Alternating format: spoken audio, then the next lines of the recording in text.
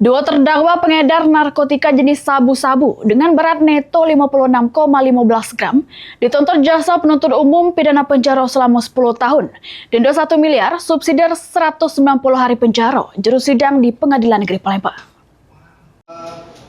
Diana Samo Pitung Rahman, dua terdakwa pengedar narkotika jenis sabu-sabu dengan berat neto 56,15 gram, jalani sidang di Pengadilan Negeri Palembang, juru agenda tuntutan jaksa penuntut umum.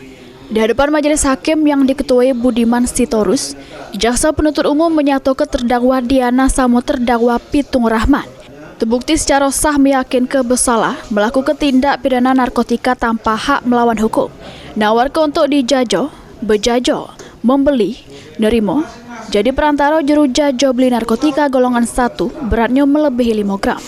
Menghukum kedua terdakwa masing-masing pidana penjara selama 10 tahun denda 1 miliar, yang kalau tidak terbayar digenti penjara selama 190 hari.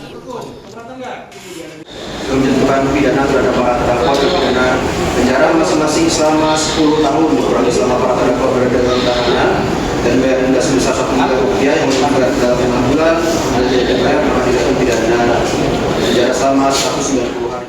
Sesudah mendengar tuntutan JPU, terdakwa melalui kuasa hukumnya bakal pledoi di persidangan selanjutnya. Heri Wahyudi, PAL TV.